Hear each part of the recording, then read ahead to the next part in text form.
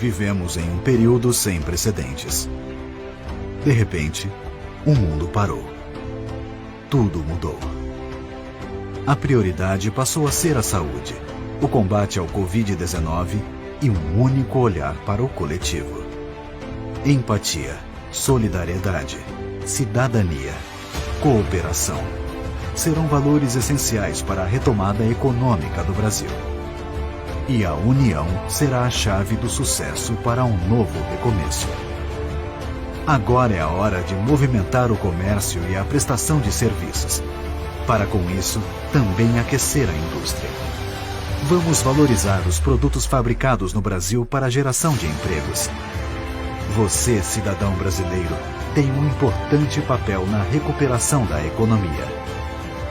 O apoio aos pequenos negócios, ao empreendedor, ao empresário local, será fundamental para o momento da retomada. Ajude o comércio de Piracicaba. Prestigie o comércio do seu bairro. Compre de quem sempre esteve com você durante tantos anos. O momento é agora. O comércio, o serviço e a indústria são grandes geradores de empregos e renda. Com a valorização da nossa economia, escreveremos um novo capítulo na história. Juntos superaremos tudo isso. A CIP, Força do Empreendedorismo.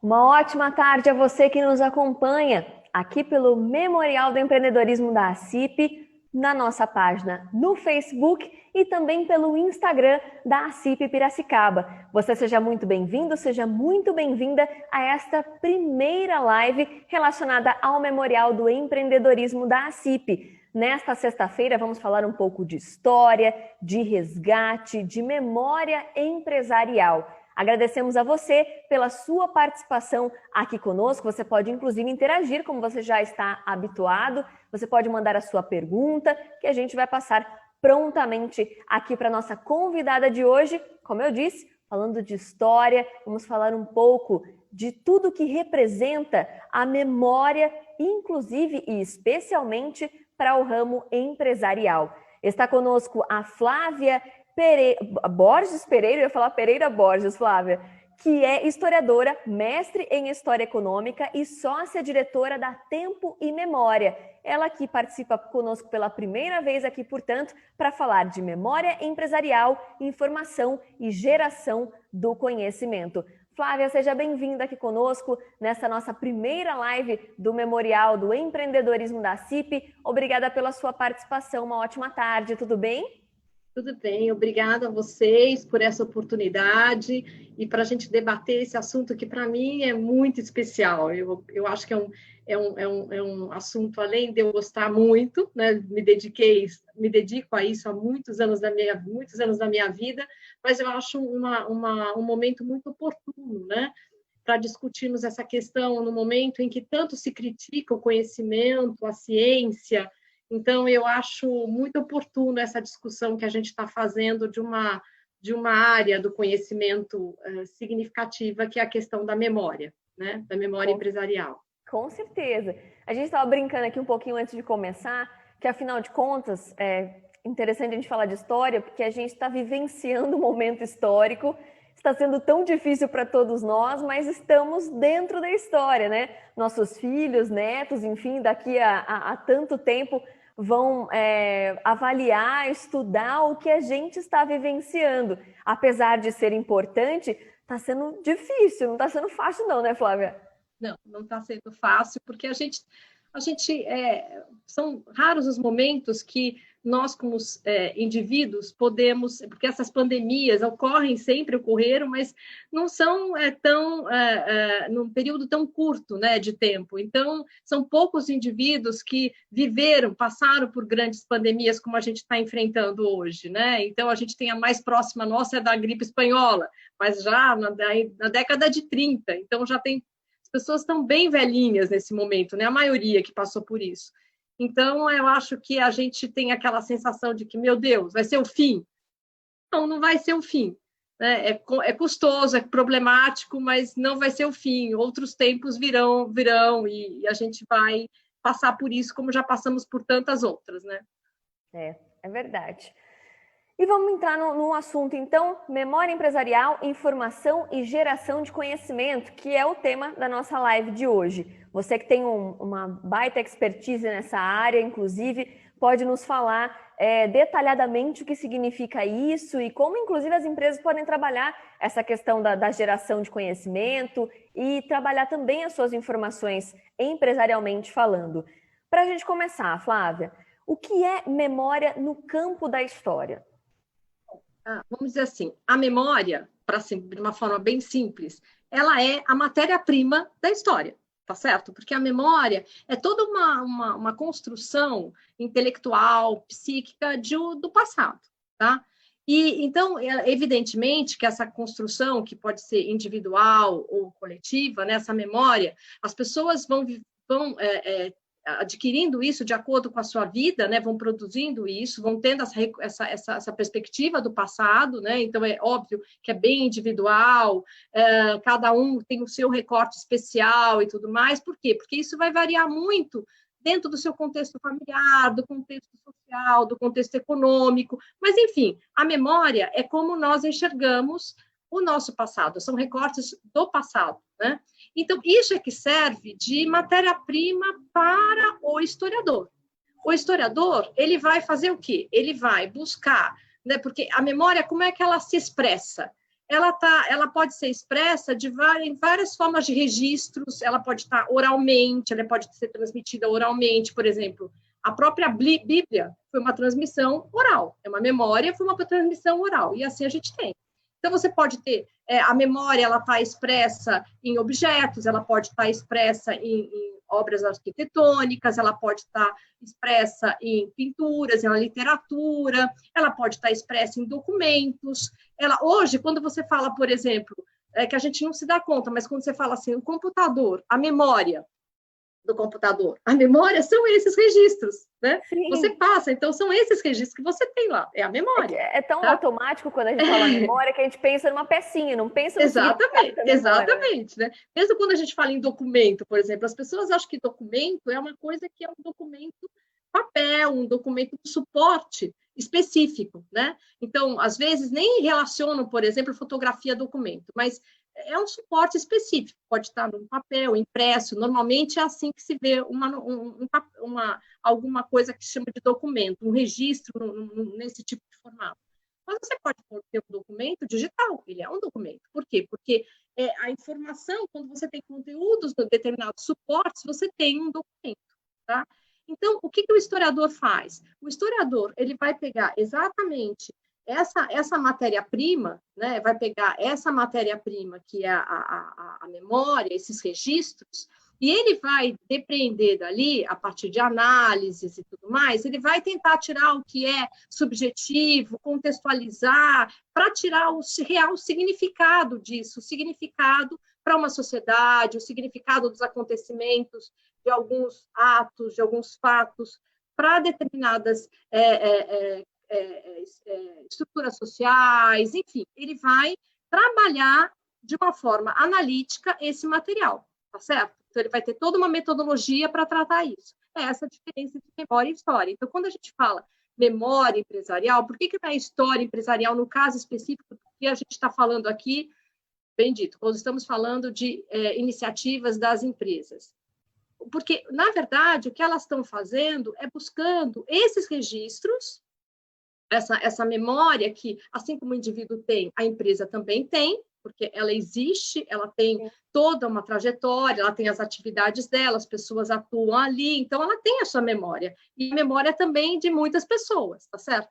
Ela vai reunir isso, tá? E o que a gente vai fazer, o que nós vamos discutir hoje, de vários aspectos, é como as empresas trabalham para utilizar esse material todo, esses registros variados, para analisar e ser suporte para suas estratégias e suporte para estratégias de negócio, para estratégias de comunicação, enfim. Mas é a mesma coisa. Então, por isso se fala em memória empresarial, tá? Porque a gente está falando dessa iniciativa de algumas empresas no sentido de resgatar, de registrar todo esse cabedal de conhecimento, essas memórias individuais e coletivas da sua instituição, tá? É mais ou menos isso. Perfeito.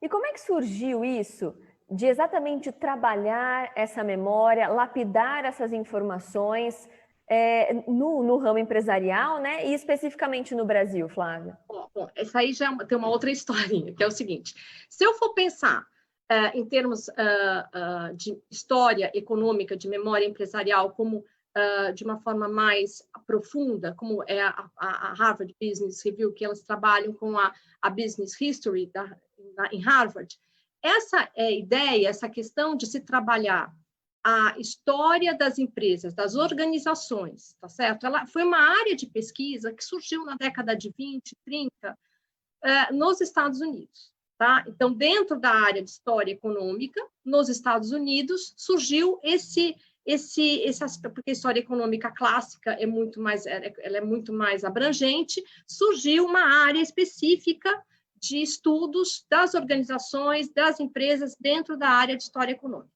Na década de 50, essa área de história econômica, também em Harvard, ela vai ter assim vai se consolidar e vai ter um avanço muito grande, porque um intelectual importante, economista importante, o Chandler, ele criou o que a gente chama de paradigmas de Chandler, que esse paradigma chandleriano nada mais é do que um modelo, tá? Um modelo para se estudar as organizações. Então, ele, que tinha muita ligação, ele era inclusive da família Dupont, tá? E ele começou a trabalhar com os acervos da Dupont, da General Motors, e começou, a partir desses acervos, estudar e criou um método, um modelo de estudo dessas organizações. Tá? No Brasil, quando se fala de memória empresarial, primeiro que esse enfoque de história de negócios, história econômica, no Brasil, falava em história econômica, no Brasil se falava mais dos ciclos, economia, parte do café, açúcar, nunca estava ligado à questão mesmo de empresas. Havia sempre um preconceito. Isso é uma coisa muito, muito recente. Hoje é que você tem alguns pesquisadores, até a Associação Brasileira de Memória Empresarial, que reúne empresas que têm centros de memória, depois a gente pode até falar sobre isso. A gente fez a convite do professor Alexandre Sais, professor da FEA, da USP, ele organizou uma publicação que é sobre exatamente a pesquisa, né, de história econômica no Brasil, voltada para a história de empresas e tal, e alguns, na associação, nós fizemos um artigo nessa publicação, falando do papel desse centro de memória para esses estudos de história econômica no Brasil, né? Então, é uma coisa muito recente, isso é de agora, tá? Agora, o que a gente tem é o que a gente chamou, na década de 80, começaram a aparecer algumas empresas que eram empresas, na época você tinha muita influência da teoria das ideias, da questão da memória, então tinha muitos centros de memória, isso na área de história, metodologia da história, história das ideias e tal, e história da cultura. E algumas instituições assim ligadas a instituições de classe, associações de classe, algumas universidades, igrejas, começaram a organizar as suas memórias. E aí junto disso, surgia um movimento também nas empresas, aí na área de gestão, tá? Que começava a se falar em cultura organizacional, né? Quando essas questões assim que sempre aparecem, esses modelos de estratégias de crescimento, de modelos de mudanças organizacionais das empresas. E começaram a se falar muito, então palavras assim, termos que antes eram muito acadêmicos, assim, tipo identidade, DNA, cultura, isso começou a aparecer também na linguagem das empresas, que buscavam consultores para começar, tem até na época, a Maria Tereza Fleury, que é economista, professora da FEA também, ela escreveu um livro muito legal sobre cultura organizacional nessa época, mostrando como a cultura era fundamental nas organizações, principalmente num mercado mais competitivo, como é que essas empresas tinham que entender sua cultura para definir suas estratégias de crescimento, suas estratégias de negócio. Então, aí começou a aparecer algumas empresas que começaram a se preocupar com essa questão da memória. A Tempo e Memória surgiu exatamente nesse momento. A empresa surgiu aí. A nossa empresa é de 88, 89, e nós criamos a empresa exatamente para atender esse nicho, porque eu me lembro bem que eu li esse texto da Maria Tereza Fleury e eu disse assim, mas, gente, historiador tem um papel importante. Como as empresas podem trabalhar com a sua cultura, discutir essas questões, se ela não tem sociólogo, se ela não tem antropólogo, se ela não tem historiador? Nós temos ferramentas para trabalhar nas empresas. Pois é, e a visão que outros profissionais, de repente, não têm, além de toda a bagagem, né? Não tinham, porque é uma coisa multidisciplinar. Então, eu pensei, bom, a história, além de ser para trabalhar academicamente, ela pode servir também, a metodologia da história, para as organizações. Aí é que surgiu a Tempo e Memória, foi bem disso. Eu lembro que uma das primeiras coisas que a gente colocou foi assim, instrumento de gestão do seu negócio. Ó, isso é em 80, tá? E foi exatamente essa ideia que nos moveu, entende? Que a gente poderia ter uma participação nas empresas para que as empresas pudessem buscar sua identidade, seus valores, sua cultura, que são coisas fundamentais para que ela possa definir estratégias de crescimento e de expansão, porque não adianta, assim como uma pessoa sem identidade, amnética, imagina uma pessoa que tem amnésia, ela não sabe para onde ela vai, você imagina uma empresa que também não tem essa ideia do que ela é, quais são os valores dela, como ela tem que se guiar. Né? Porque então, o DNA está exatamente nisso aí, né, Flávia? Isso, porque... É por aí que vai se nortear todas as outras ações e ter a dimensão do que é a empresa, né? Exatamente. Na época, ninguém falava em DNA, ainda não tinha DNA, não tinha nem descoberto ainda. Então, muita gente falava em identidade, dos valores. Mas, enfim, foi nesse momento, no final da década de 80, que começou a surgirem algumas empresas que começaram a trabalhar com essa questão da memória. O nosso primeiro cliente, que tem um centro de memória mais antigo, é o da Klabin. A Klabin começou nessa época. O centro de memória da Klabin tem mais de 30 anos. Ele foi criado nessa época.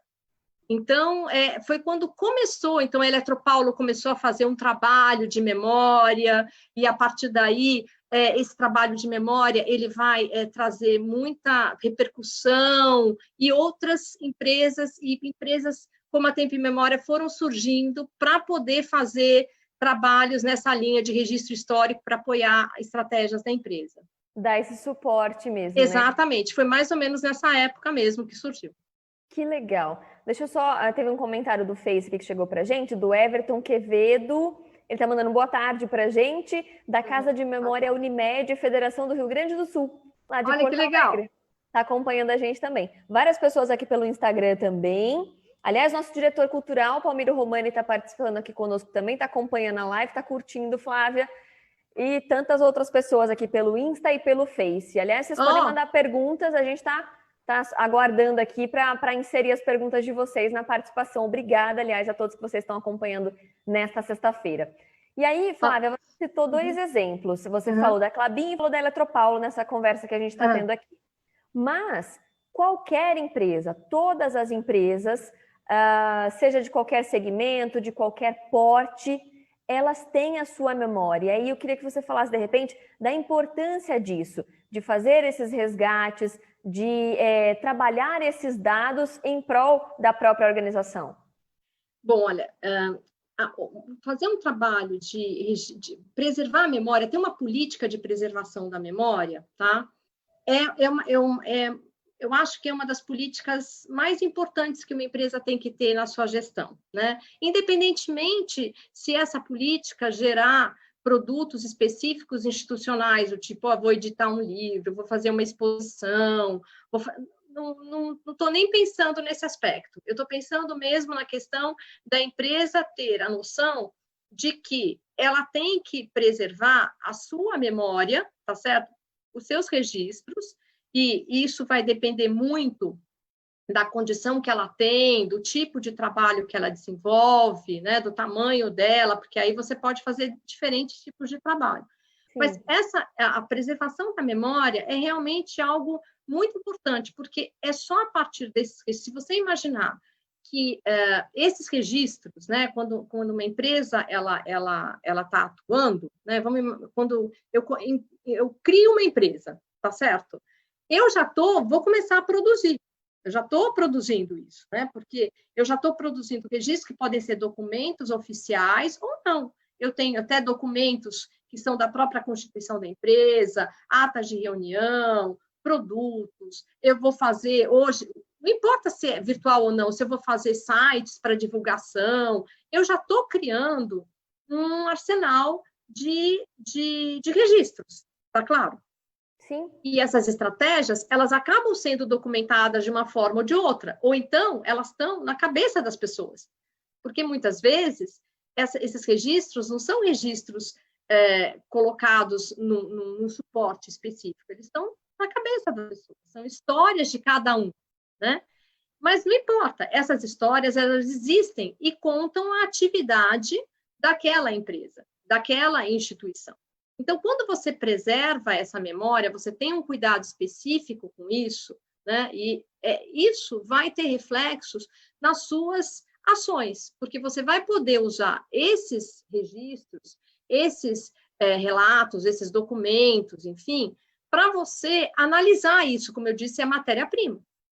Então, você consegue, com isso, vamos supor uma empresa, é o que a gente chama do arquivo da empresa. Sim. Né? Muitas empresas têm o famoso arquivo, né? Que todo fala, o arquivo fica lá, é o último que ninguém liga, né?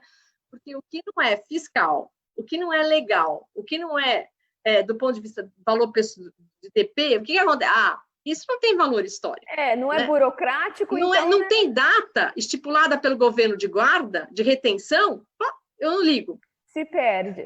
Se perde. Então, o que acontece? Se eu não tenho uma política que vise resguardar esses documentos que são realmente importantes, porque tem muita coisa que não é importante, óbvio, né? Então, o importante é aquilo que passa coisas que são pertinentes à sua atividade, são significativas e marcantes para a sua história, tá certo?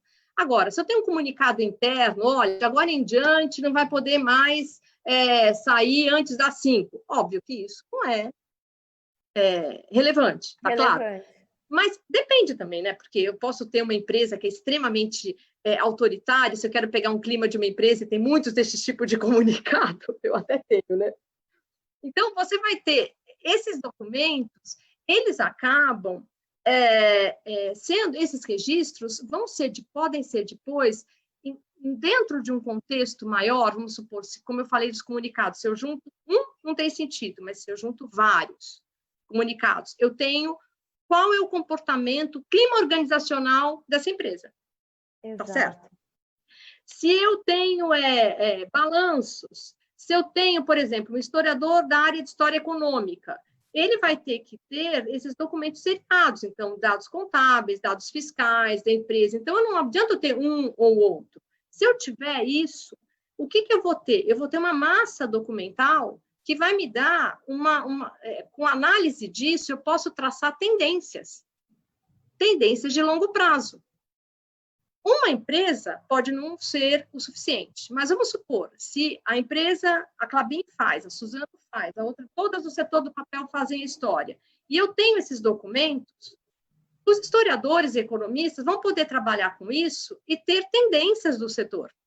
Sim, tem um cenário, né? Ter cenários, ter tendências tanto de curto e longo prazo. Os próprios empresários, eles vão poder administrar o clima organizacional. Então, por exemplo, se você quer ter uma empresa muito mais competitiva, você vai criar, por exemplo, a área de comunicação, ela vai buscar no seu material trabalhar de uma forma que ela pegue ali dados e informações que remetam a esses valores.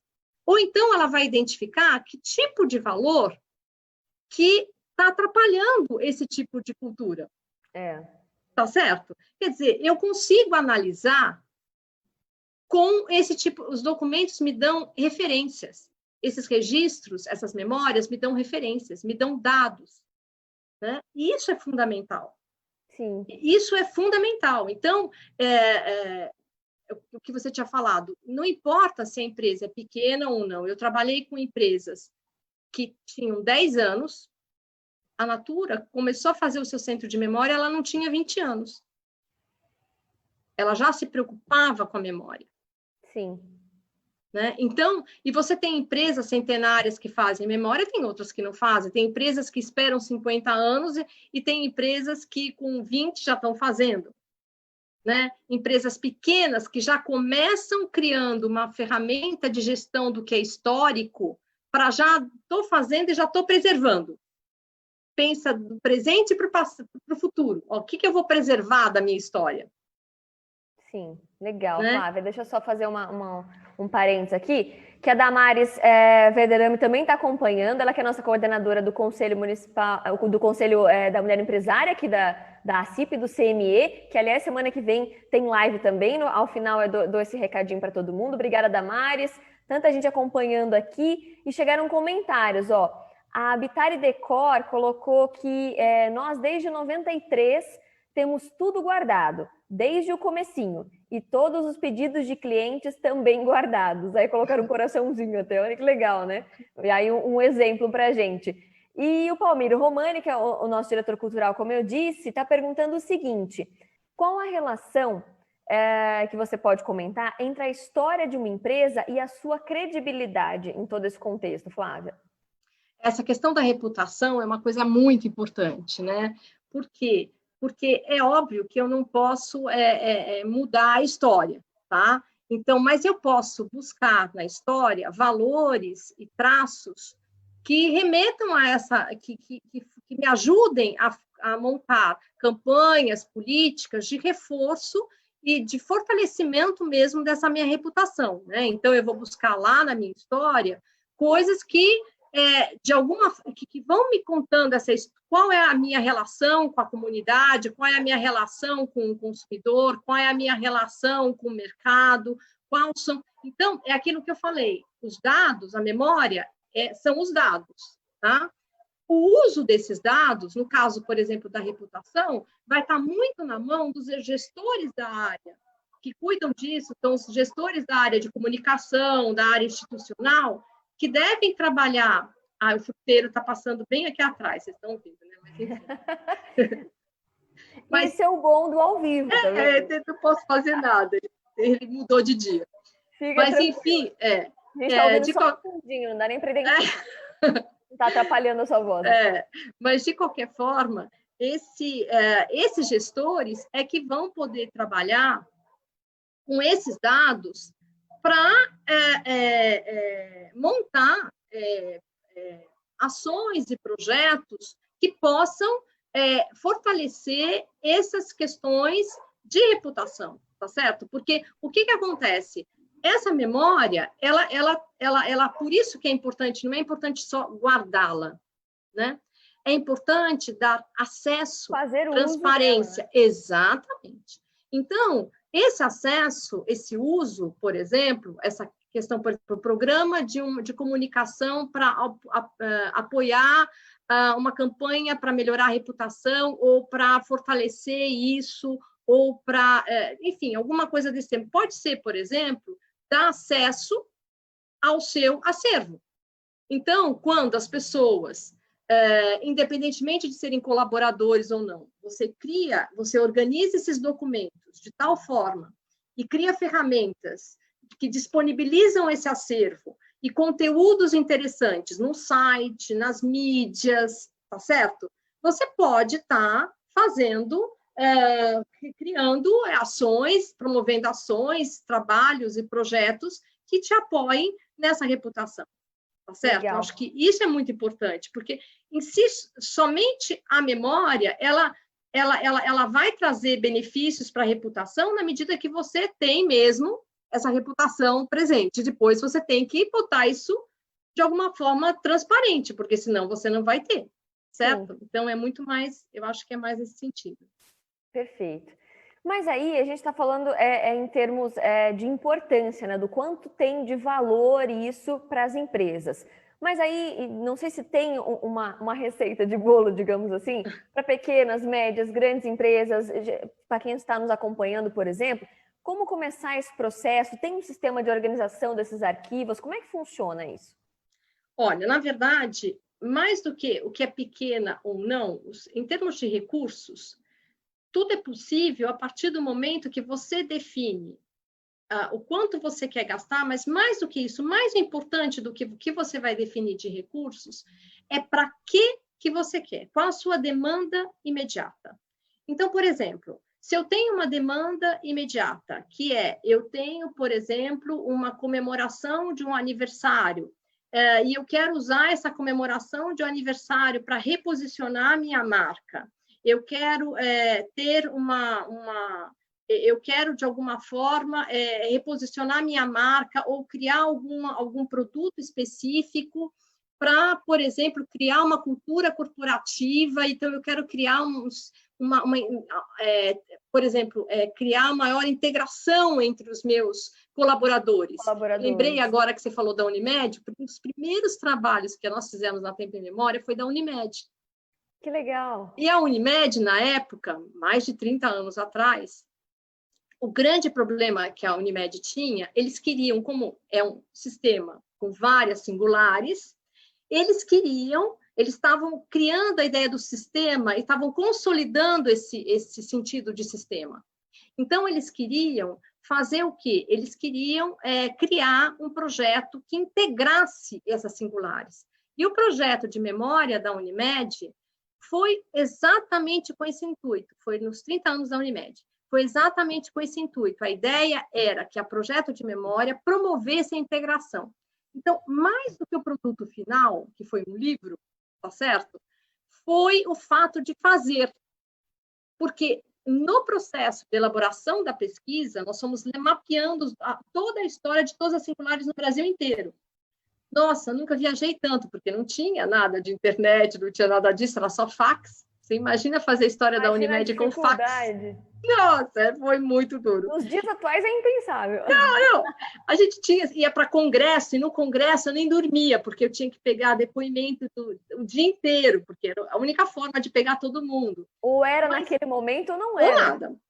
Então, levantando dados, levantando informações, mas o próprio processo foi mais valioso do que o livro. Lógico, o livro foi importante, dos 30 anos, eles montaram o centro de memória e tudo mais, mas eu acho que esse processo foi muito importante, né? E hoje a gente está fazendo um trabalho também com uma cooperativa, só que é de cooperativa de crédito, também no Sul, e a ideia, eles têm um projeto de memória, e o projeto de memória deles é focado nisso. Eles registram, é uma empresa centenária, eles estão sempre registrando essa memória. Então, a gente está agora trabalhando nos últimos 5 anos. Por quê?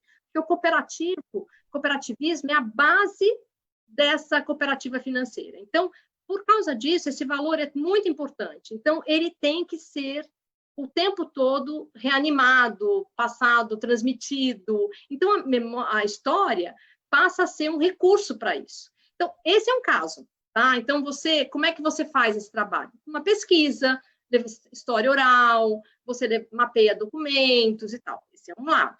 Faz um livro. Geralmente, você tem, então, livros de comemoração, livros de de aniversário, então a gente fez vários, tá? Que cada um, você vai ver, fala que é aniversário, mas eu sempre disse que é um pretexto. Na verdade, o que está por trás é alguma coisa importante dessa marca que precisa ter isso registrado. Como marco, né? Exatamente. Agora, existem as empresas que nos procuram para adotar uma política de memória, de gestão da memória.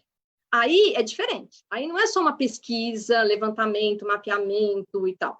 Aí eles querem mesmo implantar uma política. Nesse caso, é uma coisa mais complexa. Então, você tem que você tem que instalar uma política de avaliação de documentos históricos, ver onde estão esses documentos, você tem que tratar esses documentos, sejam eles digitais ou físicos, você tem que, normalmente se forma um centro de memória, que é um núcleo, né? Que é um setor dentro da empresa, que tem lá alguns funcionários, uma equipe, que cuida tanto do acervo, atendimento, tratamento dos documentos, como dando apoio para as áreas.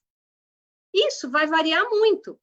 Então, eu posso ter, desde uma empresa que tenha uma equipe de tá certo? Sim. Porque você tem muita gente. Depende da tua proposta inicial, tá certo? A gente está montando. Dá para fazer. Acho que é importante falar isso, né, Flávia?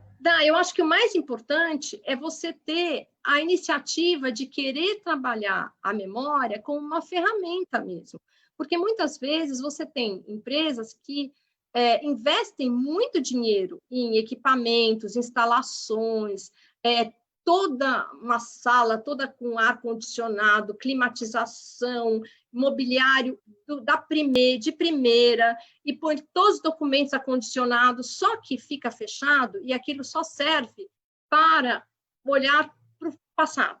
Sabe, fica quase é como se aquilo fosse um mausoléu. Aquilo ali fosse só para adoração dos fundadores. Bom, eu vou lá, nossa, como foi legal esse momento. Sabe, no sentido, esse tipo de projeto gasta muito, mas ele não vai para frente. Entendeu? Ele não perdura. Então, a questão não é muito quanto você gasta, mas de que forma que a memória ela é realmente encarada como um investimento estratégico para apoiar a gestão do seu negócio. Não digo que a gente vai sentar lá e discutir com o CEO da empresa que estratégia que a gente vai adotar, não é isso, mas está linkado às áreas de comunicação e marketing. Quando a memória é bem trabalhada, ela é trabalhada pela área de comunicação, ela começa a ficar, ela passa a estar em todos os níveis da organização, não Sim. só dos big. E ela é dinâmica, né, Flávia? Exatamente. Ela não é estática. Exatamente. Ela fica intrínseca. Então, por exemplo, na Klabin, a gente está lá trabalhando há muitos anos, tem um centro de memória, e na Klabin, qualquer funcionário, quando vão fazer, por exemplo, uma palestra sobre inovação, o centro de memória é convocado. Por quê? Porque vai falar para eles como era a Klabin, que tipo de inovação que ela adotou, como é que foi. Isso faz parte da cultura da Klabin. Eles sempre olham a história deles como um cabedal de conhecimento para a inovação. Entendeu? Legal. Tanto é que dentro do Centro Tecnológico da Klabin, que foi criado em 2017, é uma coisa, uma referência internacional e tudo mais, tem uma só da linha do tempo das inovações da Klabin. Quer dizer, então, facilitou e auxiliou exatamente. A história mesmo, né? É a memória olhando para o futuro. Então, mais do que gastar, é você ter uma visão estratégica da memória. Né? Eu acho que aí você vai fazer de acordo com os seus recursos. Olha, eu quero fazer... Encarando como algo para ser utilizado, olhando para frente, e não remetendo a passado. Exatamente. Isso só permanece, esse investimento só tem realmente valor na medida que você tem uso dele. Você faz uso dele e realmente a corporação ela entende isso em todos os níveis, não só a direção. É lógico que a direção é importante porque é ela Sim. que vai dar as diretrizes, mas eu acho que é muito mais nesse sentido. Né? Então, desde uma pequena empresa pode ter até uma grande. Ótimo. Também dando uma boa tarde, que mandou aqui para a gente, para o Guilherme Gorga, que é o coordenador do CJE, que é o Conselho do Jovem Empresário aqui da CIP. Obrigada, Guilherme, todo mundo que está participando. E aí você falou, citou um exemplo, Flávia, relacionado a colaboradores. De que forma você entende que a história da empresa, essas memórias, pode ter essa relação com os colaboradores no sentido de engajá-los mais no ambiente profissional, por exemplo? Bom, é que eu falei, você tem a história de uma empresa, ela não é algo abstrato, né? A empresa ela é formada por pessoas. Então, quando você faz um projeto de memória empresarial, é fundamental que você faça de uma forma que você engaje as pessoas, porque tanto o produto ele serve para isso, ele vai dar apoio para isso, com campanhas, tudo que eu estava dizendo para você, como o próprio fazer, ele já pode levar a isso. Então, a gente, por exemplo, fez trabalho na Enaex, hoje a Enaex era Britanite, em Curitiba. Eles fizeram 50 anos e a gente fez todo um trabalho para fazer uma publicação. Os eventos de registro de depoimento passaram a ser eventos. Em vez de ser, porque depoimento, para mim, eu uso como fonte de informação, de mapeamento de documentos. Não, aquilo virou um evento. Então, todo mundo ia para lá sem gastar nada. Fizeram um banner, as pessoas iam, tiravam fotografia, todo mundo queria fazer, porque as pessoas, quando dão um depoimento, elas se sentem parte da história. E você não precisa falar isso. Você está mostrando isso. Então, todo o livro, quer dizer, quando o livro foi concluído, na festa de lançamento, as pessoas olhavam aquilo com orgulho. Por quê? Porque elas tinham feito aquilo. Ela participou daquilo. Elas participaram daquilo. Então, isso é fundamental. Eu lembro que na HP, a gente fez um trabalho, foi muito legal, dos 40 anos da HP, e a HP, toda tecnológica, óbvio, né? E eu lembro que eu recebi um desafio, que na época eu falei assim, gente, é impossível isso. A gestora da época, a Valéria Café, ela falou assim, Flávia, é o seguinte, você me contratou em fevereiro, eu lembro que era meu aniversário, 2 de fevereiro, ela disse assim, Flávia, é o seguinte, vai começar agora e você já vai fazer uma linha do tempo. Eu falei assim, mas como? Eu estou começando agora, como é que eu vou editar uma linha do tempo? Eu não sei nada sobre a história da HP. Ela falou assim, não, você tem uma semana para procurar. Eu falei, mas vai ter muito furo. Ela falou, não, põe aí. E foi muito legal. Por quê? Porque a linha, ela tinha feito toda uma ferramenta, um site, e as pessoas participavam. Então, o que acontecia? Quando tinha alguma coisa que estava incorreta, porque os documentos não eram precisos e tudo mais, as pessoas, não, isso aqui não é assim, é assado. Então, o projeto foi todinho construído junto. E foi tão legal que uma coisa que nem era prevista, saiu um livro e nós fizemos um concurso, Minha História na HP. Então, você tinha a história da HP oficial, vamos dizer assim, institucional, e embaixo houve a seleção de 10 histórias que as pessoas falavam sobre a perspectiva dela da história da HP. E foram publicados. Então, você pode ler o livro tanto pela história da instituição, quanto pela história das pessoas. Então, isso é muito legal. As pessoas se sentem porque participam disso, entendeu? Então, eu acho que é tanto em termos de você usar essa memória para criar políticas e ações voltadas para os colaboradores, como também o próprio ato de fazer, isso no centro de memória também. A gente tem, por exemplo, nos sites, a gente coloca sempre alguma coisa de memória viva. Então, a pessoa pode entrar com depoimento, participar. Na época que não tinha computador, na Klabin, a gente punha assim, você é o detetive. Então, a gente colocava assim na entrada da fábrica, quem é esse cara aqui? Porque a gente não sabia quem era. Então, as pessoas se identificavam. Então, eu acho que a questão é você desenvolver ações para a gestão de pessoas e para clima, comunicação interna e tudo. E, ao mesmo tempo, fazer um trabalho que esteja dentro feito com esses colaboradores, né? A gente usava os antigos funcionários na GM, que eram os velhinhos, que eles prestavam serviços, então eles adoravam prestar serviços no acervo, porque eles eram os nossos apoiadores, eles conheciam tudo. Quanta história eles tinham, né? Imagina. Muito! Então, a gente, em vez de trabalhar com o menininho, a gente trabalhava com os velhinhos, então era muito bom. Então, eu acho que esse tipo de coisa é muito legal. Que bacana, Flávia. Aí tem uma pergunta para a gente, que a gente pensou em te fazer, no sentido de empresas familiares, por exemplo, que elas carregam todo um legado que é importante. E por que você acredita que deva haver uma estruturação de um centro histórico nessas empresas, principalmente?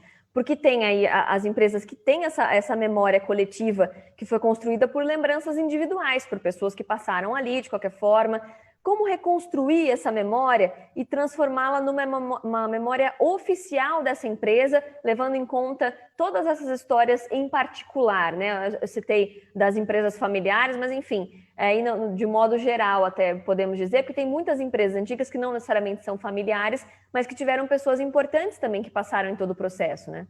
Não, com certeza. As empresas familiares são mais lembradas quando se fala em memória empresarial, porque normalmente a maior parte, né, das empresas que buscam esse tipo de trabalho, isso era muito mais no começo, eram empresas familiares. Por quê? Porque até pelo caráter, né, da empresa familiar, o negócio e a família estão muito ligados, o que significa emoção e negócio está muito ligado. Até por conta disso, a recordação, o valor, o empreendimento é também a vida dele, o fundador, esse tipo de coisa, que esses laços que são óbvios, né?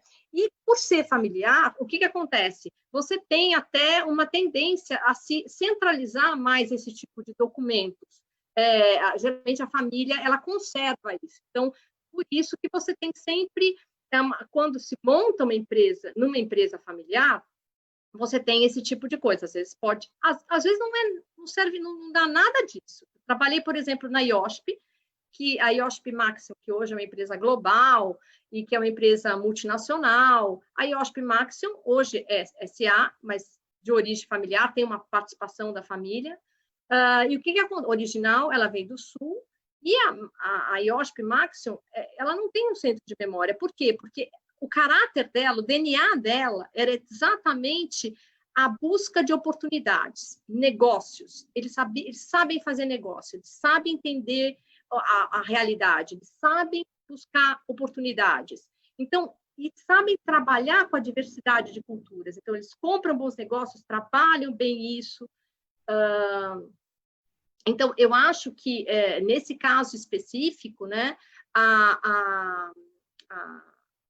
eles não têm um centro de memória, é uma empresa familiar, mas não tem um centro de memória, porque não dá, cada empresa foi vendida e está lá o acervo em outro lugar, entendeu? Então, como é que eles vão reunir esse acervo? Está muito mais no registro dos depoimentos do que na coisa. Agora, uma coisa que eu acho importante é o seguinte, muitas vezes a empresa é vendida, mas ela faz parte de uma comunidade. Eu acho que deu algum problema no meu... Eu ia te falar isso, que acho que travou a sua imagem. O seu áudio está normal, mas travou a sua imagem. Então, o áudio alguma coisa aconteceu. A internet está legal. Não sei o que aconteceu, mas enfim. Pois é, travou se o áudio está legal, é o que importa. O que acontece é que essas empresas, né, muitas vezes, elas têm muito a ver com a memória coletiva. Eu lembro de um caso específico que eu trabalhei com a Estrela, que é mais memória coletiva para nós mulheres que boneca. Então, aí eu fui fazer a história da dona Alma Heimann, que era uma das fundadoras da Estrela.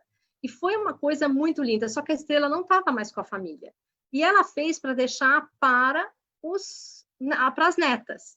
Essa é uma história, não é oficial, porque o que é uma história oficial? Tá? Mas é uma história importante, a história da Estrela, a história da dona Alma Heimann, que foi é um registro super importante de uma indústria de brinquedos, que é uma indústria pioneira no Brasil. Então, não sei se eu respondi a sua pergunta. Sim, sim, um super exemplo aí para a gente entender, né, essa questão. Muito legal. E aí, de que maneira, a gente falou de exemplos, de empresas, como é que elas podem proceder nesse aspecto, né, para fazer exatamente esse resgate histórico.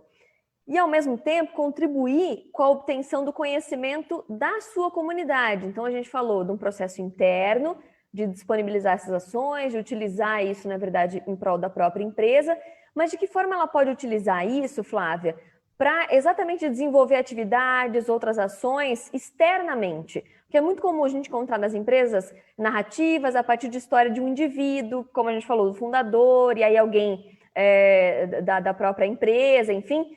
quais seriam as opções para pluralizar essa história e a sua representatividade, na verdade, para a própria empresa. Mas antes de responder, eu vou até te pedir aqui, o pessoal tá me auxiliando tecnicamente aqui, para você fechar e abrir de novo a sua câmera, para ver se volta, Flávia, porque realmente a imagem tá travada aqui para nós ainda. O áudio estava normal, mas a sua imagem estava travada aqui. E agora eu não consigo, eu travei e agora ela não volta. E agora? Agora ela sumiu mesmo. Eu travei, eu fechei, ó. Peraí. Eu fechei e ela não está vindo. Está dizendo que não pode começar o vídeo. Falhou. Estamos sem sua imagem aqui também. Se a gente consegue te auxiliar tecnicamente.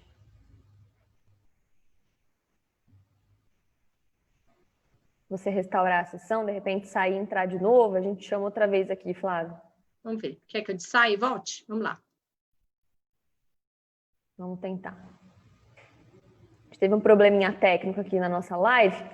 A Flávia vai entrar novamente para responder a nossa última pergunta, porque a gente está chegando ao final dessa live já, a primeira live do Memorial do Empreendedorismo da CIP. Espero que você que está nos acompanhando no Face, no perfil do Memorial, esteja gostando também. Mande o seu feedback depois para a gente. E você que está pelo Instagram, também, muito obrigada pela sua participação. Esperamos que você tenha gostado bastante. E aí você manda a sua mensagem para a gente. Opa, voltamos aqui com a Flávia. Pelo menos aqui tá com a imagem. Flávia. Não, vamos... tá. É alguma coisa no Zoom que deu aqui. Que a internet tá agora sim. Bom, acontece. Essa coisa ao vivo é isso aí, emoção. Mas então, só para a gente ir caminhando para o fim, essa questão exatamente do resgate histórico das empresas, como é que elas podem utilizar isso externamente? Então, eu posso dizer até um exemplo que a gente teve. Você pode fazer várias atividades, depende das demandas da sua comunidade, onde você se insere, mas você pode, hoje em dia, com a questão do vídeo, dos sites, do YouTube, você pode atingir muitas pessoas com isso, você tem muitas facilidades. Por quê? Porque essa história, é só você tem que criar elos de ligação com a sua comunidade. Então, eu me lembro, por exemplo, na Secrisa, quando a gente não tinha tudo isso, a gente fez lá em Criciúma. A Secrisa, a região de Criciúma é uma região que se caracteriza pelo carvão e pela cerâmica. Então, a gente fez uma exposição da empresa em praça pública. Foi numa pracinha, com no coreto e tal. E foi muito legal. Então, essas coisas, as pessoas se identificam, porque é a história delas. O pai trabalhou, o irmão trabalhou, o tio trabalhou. Isso acontece. Se eu falo de GM, a mesma coisa. Se eu falo de todas as empresas automobilísticas na Volkswagen, quantas gerações. Então, as pessoas, elas, como eu falei da boneca, todo mundo queria ver o livro da boneca, entendeu? Por quê? Quem não brincou de boneca? Vai remeter a minha geração brincava. A história dela. Assim, sempre. Você tem que achar esses elos.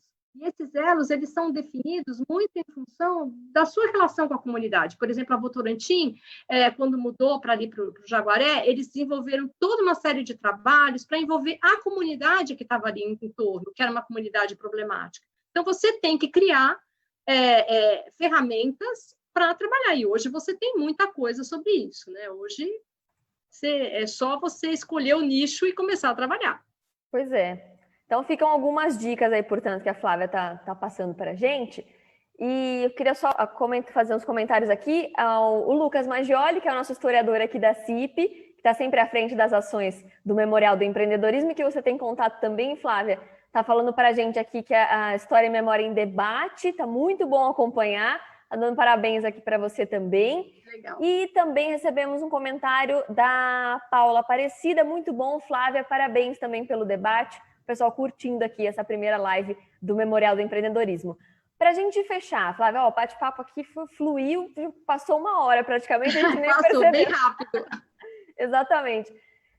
Para a gente fechar, então, qual seria a dica ou um incentivo que você daria para as pessoas que estão nos acompanhando, que tenham um negócio, que sejam representantes da sua empresa ou que sejam colaboradores, mas que possam levar essas ideias e essa palavra de incentivo mesmo para as empresas delas, exatamente para elas trabalharem essa memória e essa história e resgatarem todas essas informações que são tão importantes para o passado, claro, para o presente e para o futuro dessa organização? Eu voltaria ao começo da nossa conversa aqui. Eu acho que as empresas todas, não importa o tamanho, elas tinham que pensar bem no momento que a gente está vivendo, né? E perceber como é importante a gente ter referências, porque eu poderia falar aqui e parecer coisas muito abstratas para todo mundo, mas hoje a gente está vivendo um momento onde a gente sabe como é importante você ter referências, você ter registros, você ter números, porque você só consegue trabalhar estatisticamente, você só consegue fazer análises se você tiver isso, né? Então, eu acho que, assim como é válido para toda a nossa questão econômica e a nossa questão da pandemia no Brasil, olha os grandes debates que se faz sobre isso é muito importante para as empresas, porque eu acho que esse olhar para os seus registros, para a sua memória, tem que ser cuidado, tem que ser visto, não só no sentido de saudosismo ou de você guardar, o guardado, bem guardadinho, sem você dar acesso, sem você criar ferramentas em cima dele, ele acaba não servindo para nada. E isso qualquer um pode fazer.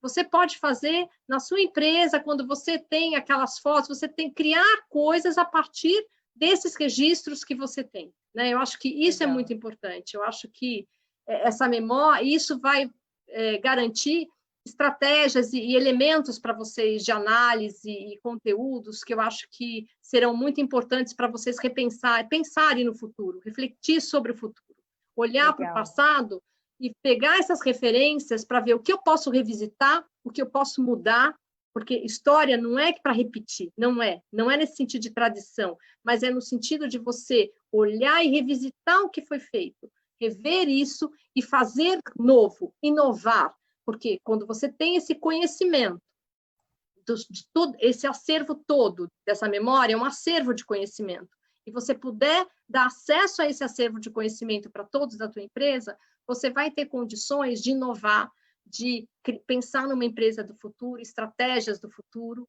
tá? Porque você vai refletir sobre isso, né? Eu acho que essa é a base do conhecimento, né? É para você refletir, e não para você fazer tudo igual. Legal. Flávia, muito obrigada. Flávia, que é historiadora, mestre em História Econômica e sócio-diretora da Tempo e Memória, participando aqui com a gente nessa primeira live do Memorial do Empreendedorismo da CIP. No Instagram a gente acabou caindo já, mas no Face a gente ainda está. Então, muito obrigada, Flávia, pela sua participação, pela disponibilidade aqui conosco. Muito obrigada por esse bate-papo tão gostoso. Foi ótimo de discutir sobre isso com você. Foi muito bom, tá? Obrigada pelo convite. Uma ótima tarde a você. Também, querida. Tchau. Encerramos aqui a nossa primeira live, então, do Memorial do Empreendedorismo da CIP. Muito obrigada por você que participou conosco, tanto no Instagram quanto no Facebook também. Continue acompanhando todas as ações e divulgações pelo Instagram e pelo Facebook da CIP Escola de Negócios também, para se manter informado. Quarta-feira que vem, aliás, tem a on-live da CIP Escola de Negócios às 7h30 da noite e de manhã tem também às 9 da manhã do Conselho da Mulher Empresária da CIP. Tem um encontro, na verdade, dividido em 3 lives aí. A primeira, às 9 da manhã, você acompanha na próxima quarta-feira, dia 24. Muito obrigada pela sua participação, um ótimo fim de tarde para você, na verdade, um ótimo fim de semana e até a próxima.